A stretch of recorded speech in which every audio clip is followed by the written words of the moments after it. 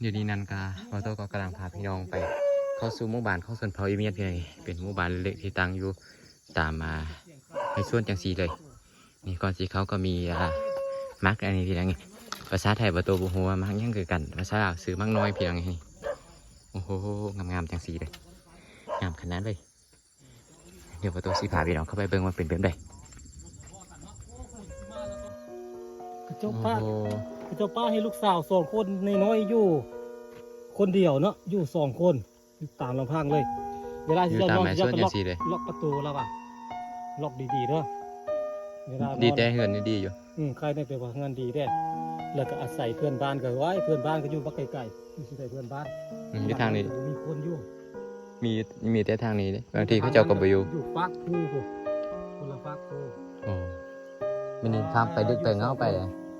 แถมมันอยู่ใกล้ยันบ่อนอันตรายนี้ยันมันว่าเขาบ่ไว้ใจยันคนสูบยาแล้วมันเสียบุดีบ่งานมันเด็กน้อยนะเนาะแต่ว่ามันก็บ่เคยมีหรอกแต่ว่าย่านไว้บ่เคยมีบ้านเฮาแต่ระวังย่านไว้ก็ดีให้คนตัวเปิดเอาขนมให้น้องกันให้กำลังใจเอาให้กำลังใจอยู่เฝ้าให้เฝ้าสวน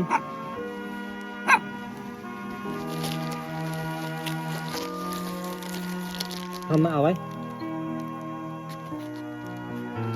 เอานี่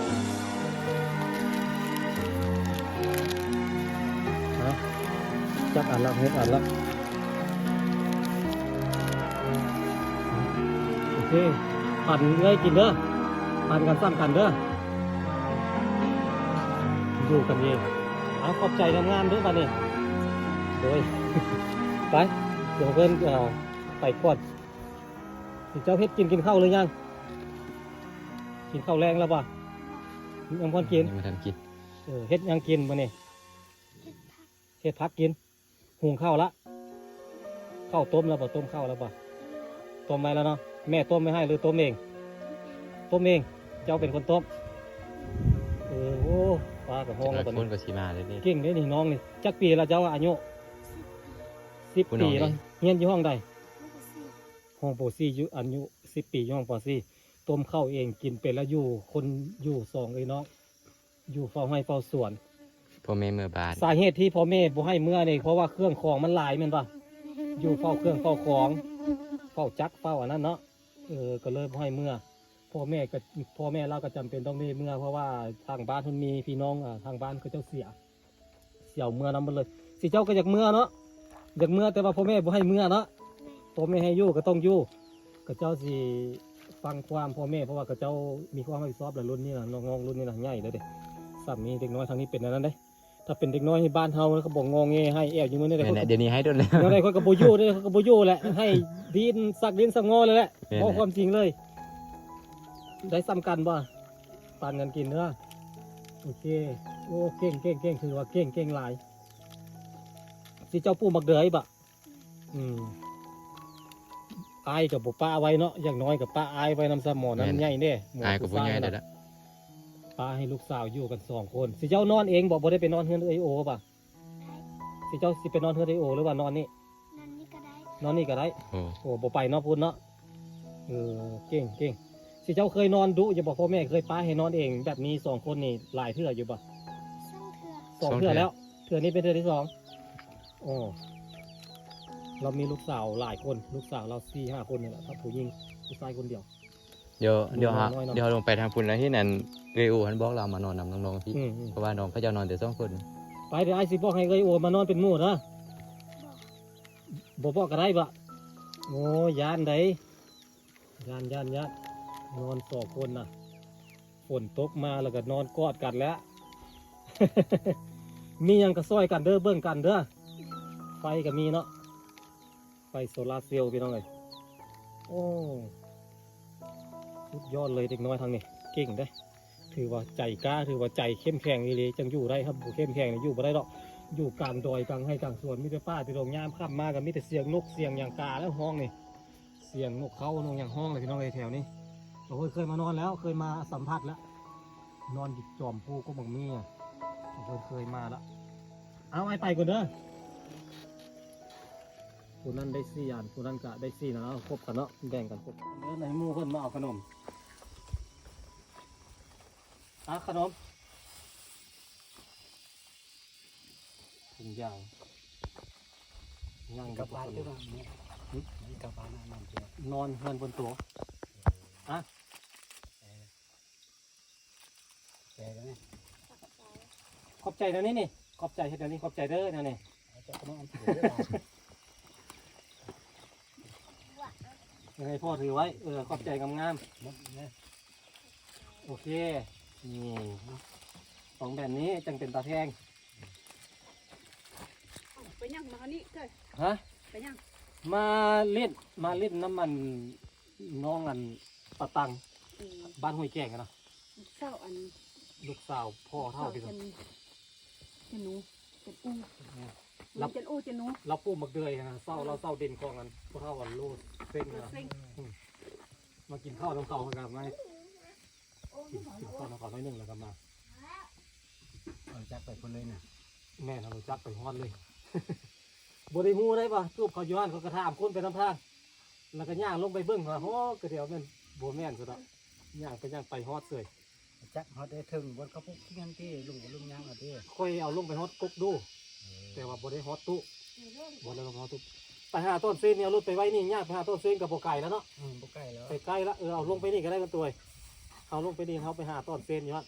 เอาไปดูไม่ต้น แต่ เส้นก่อน แต่ว่าบ้านเขากับทางนี้มันยังได้ยังตอนอันบอนอันทางยังเขามาเมื่อกี้เขาเนี่ยเขาบอนเขาเนี่ยขึ้นมาหานะ บ่อนอัน มันออกทางนั้นเด้ ทิ้มันก่อนมันยากบ่อนนั้นเนาะ แม่ไหนมันออกบนทันก่อน ก็ กันบ่มื่นถ้าก็บ่ยากกันบ่มื่นน่ะ อย่าแล้วก็เจ็บตีนเล็บตีนออกแล้วนี่หรือว่าสิกลับคือทางเก้าก็ได้กลับไปหันแล้วลงไปหันแล้วไปจังย่างไปหาต้นเส้นเอาไปจากเมื่อพูดเลยทางพูดมันคลองรถซิ่งโบเลิกแดดอ่ะ มันคือลำอื่นกับที่ นอนบนโต๊ะนี่ยังมืดยังเศร้าจังสีเมื่อคนหากันมานี่คนมาว่างเที่ยงนี่มาว่างสวยก็ไปเห็นเด็กน้อยนั่งลิ้นอ เอา ยู่ พุ่งมันเลยทันที คนก็เอาขนมในเขาแล้วก็ไปแล้วก็จะมานี่นั่นแหละก็ระหว่างเขาก็เรียกว่าไม่ใช่ให้สร้อยสิเจ้าซะหรอกแล้วเราค่อยเรามาฮอดห้อยเรือก็แล้วว่าไปเบิดโตฟังคือนานมาใช่ป่ะเม่นหรือว่าไอ้เจ้าคนพิษเนาะเจ้าคนพิษเนาะ คนเจ็บ เจ้าไปเจอไปบ้านปีบ้านเดือน ค่อยหาก็เห็นเทื่อเดียวแต่เทื่อนั้นค่อยมาแหละเห็นหน้าเทื่อเดียวแหละแล้วก็บ่ได้เห็นเลย เขายังไม่ได้กินดอกแล้ววะ บ่แม่นบ่ทันกินเลย มันกินเนาะมีเทศมีด เดี๋ยว เด้อ ฮอดปีมากัน แล้วให้แล้วส่วนแล้วเขาสิมากินดอกไปได้ลูกสาวรถล้มใครได้ละ ดีแล้ว ดี ได้แล้ว ดีเนาะคนก็ได้ยินเขาจะเว้าค่อยกันเลยอันตรายเลยไปลิ้นไปเที่ยวกันคืนอ่ะ เที่ยวหนึ่งข้อหนึ่งข้อส่วนไปเที่ยวหนึ่งนมลูก สาวนั้นนะค่อยเห็นอยู่วันที่สังบอลเข้าไป ดาว น่ะ ฟ้าดาว ดาวฟ้า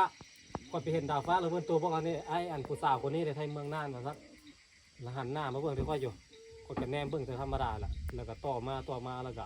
อยู่มาบรดแล้วก็ได้ยินข่าวว่าลดลง แม่นอันมีหางแล้ว เรามีลูกคนหนึงนะ มีไม้แล้วเนาะ ไทยบ้าน ผู้จอง ผู้จอง ถ้าผู้ชม ไทยผู้จอง แล้วก็ย้ายมาอยู่เมืองนั่น อืมได้ยินอยู่ค่อยก็เคยเห็นหน้าแต่เทื่อเดียวแล้วค่อยก็เห็น พวกเราก็มาให้เบี้ยงงงามเป็นต้น แล้วค่อยก็เห็นเฟซบุ๊กส่วนกันไปเล่นไปเที่ยวอยู่เห็นโพสต์น้ำเฟซนะ โอ้เล่นเสียคู่เสียคนไหนครับบระมัดระวังรถคู่มือนี่เขาบ่ตามเขาตามเขาบ่มาตามเขาก็ลงเองเลยประมาณนั้นแล้วล่ะ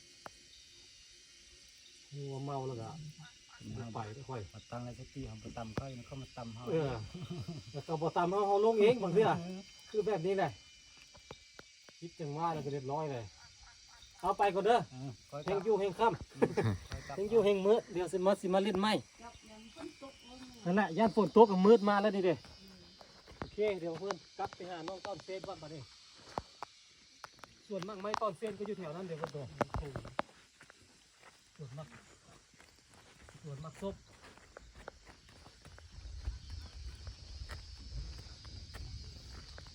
งานกาพอโตก็กำลังพาพี่น้องไปเข้าสู่หมู่บ้านเข้าสวนเผาอีเมียนเพียงนี่เป็นหมู่บ้านเล็กที่ตั้งอยู่ตามมาในส่วนจังสีเลยนี่ก่อนสีเขาก็มีมักอันนี้เพียงนี่ภาษาไทยประตูบุหัวมักยังคือกันภาษาลาวซื้อมักน้อยเพียงนี่โอ้โหงามๆจังสีเลยงามขนาดเลยเดี๋ยวประตูสีพาพี่น้องเข้าไปเบิ่งว่าเป็นแบบใด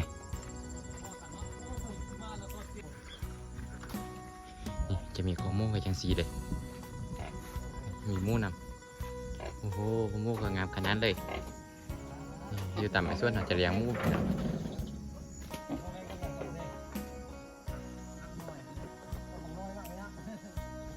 อยู่ตามไอ้ส่วนก็จะประมาณนี้เลยเลี้ยงหมูเลี้ยงไก่จังสีนี่พี่น้องกองซีดเว็บโบราณเขาจะใส่เว็บมีได้นี่จังสีนี้เลยเป็นทางเล็กแต่ส่วนรุ่นไม้เขาจะเอาใส่พลาสติก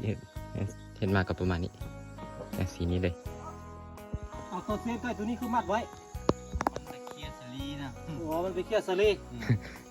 ใกล้ตัวนี้นี่ใกล้พ่อใหญ่มันทันวะบ่แม่นเนาะ ลูกมัน ลูกมันนะ พอมันบ่มัด อ๋อมันบ่มัดอ๋อมันบ่เคี่ยวบ่ พอมันบ่ลำเคลียร์พอมันอยู่ป่าหลายกว่านะ ส่วนหลายมีแต่หมอนี่เคี่ยว หมอนี่ตกการนะ ตัวการเคี่ยวก็เลยเอาไป พาผู้สาวไปเคลียร์สลีเพิ่นมัดเลย อ่ะตอนเซฟเอาปันเอากินเด้อฮะผมดูมันเลยบ่เหมือนแล้วตอนเซฟเลย ได้จะถุง4-5 ถุงเมื่อกี้ที่เกิดไปแว่สาวโบสาวโอจริงๆเลย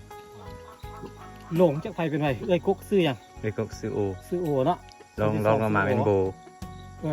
โอซื้อโบเนาะโบแล้วยังต้อนสาวต้อนแล้วยังสาววัน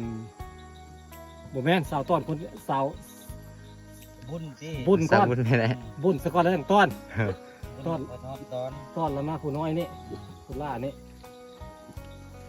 โอ้ต้นเส้นมาหลายมื้อแล้วพอต้นเส้นมาโดนแล้วป่ะ โอ้หลายมือ เข้าเอาไปซียังบ่ไปเอาเลยเข้าอ่ะซีให้แล้วเด้ บัดนี้ที่ลงไปเขาเอา เจ้านอนห้องนั้นเนาะ เออ ตอนเซนพ่อแม่นอนที่เป็นอะไรมากส้มปีนี้เป็นมากดีใช่ป่ะ เป็น พอได้กินอยู่แล้วเนาะ แม่ หวนเจ้าอ่ะปีนั้นตอนเซนพาค่อยไปเก็บปีนะหวานเนาะหวานอยู่เลย หวานนะพอได้กินนะ ช่วงเดือนใดมันสุก เดือดหอเกี่ยวเข้าพอแล้วเลี้ยวพอแล้ว โอ้เดือน กี่ยวเข้า 11 12คนแล้ว นั่ เนาะ นแหละ มากส้มเขียวหวานป้าบุ้มนมักส้มเขียวหวานธรรมชาติปลูกอยู่น้ำป้าอยู่น้องไอ้แค้นป้าแค้นห้วยหวานอยู่ได้บ่ได้ใส่สารเคมีอย่างละนี่แต่ปลูกแล้วก็ไปทางหญ้าทางอย่างเอาแล้วก็ถ้ากินแต่มากมันอย่างเดียวไปไอ้เมื่อก่อนเด้อ ขอบใจอัน บายบายเอาขอบใจเด้อ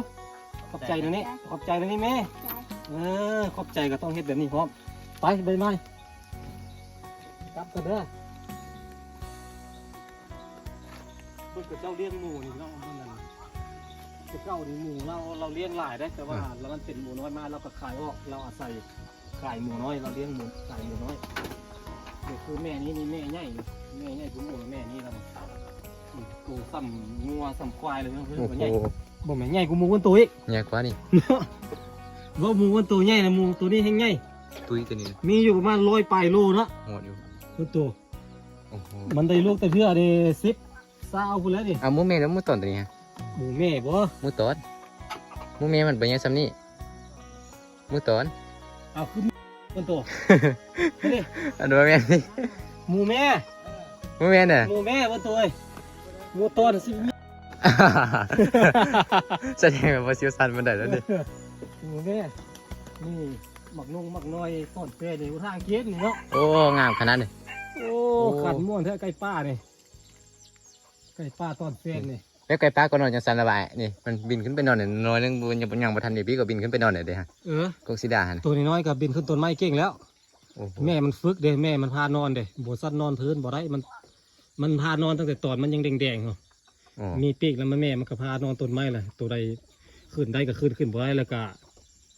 ตายไปแบบนี้นะมันต้องเอาตัวเองรอดมันต้องต่อสู้สัญชาตญาณของสัตว์ป่านะ อ๋อ มันสิเป็นแบบนั้นมันสิฝึกให้ลูกมันต้องเอาตัวเองรอดให้ได้มากอันนี้ผู้ทางกินได้นี่เนาะ นี่แหละ ถ้ามันจะต้นละปุ๊ มีแต่กอเดียวบ้าง กอเดียวนี่เนาะ แม่น มันออกหลายเงี้ยนะเพื่อนตัวเนาะ เมน นี่ของธรรมชาติทีแรกไอ้คิดว่ามันเป็นกกนะต้นอันนี้ทีแรกเราเป็นเครือตัวหูนี่แหละตัวหูมาอยู่นี่หลายกันเลย มาอยู่นี้เรื่องอัน เรื่องอันมากมายยังอันใดเห็นหูได้ได้สิ่งได้อย่างเลยเนาะ แม่นหลายอย่างอันนี้มากอกบอกบ่แม่นเนาะ บ่แมน บ่แม่นเนาะมันล้มลงกับพอดีเลย ฮึ เป็นทึบลงมาอันนี้เลยโอเคเนาะพี่น้องเดี๋ยวบ่เพิ่นกับน้องมันโตสิขอตัวอำลาพระเจ้า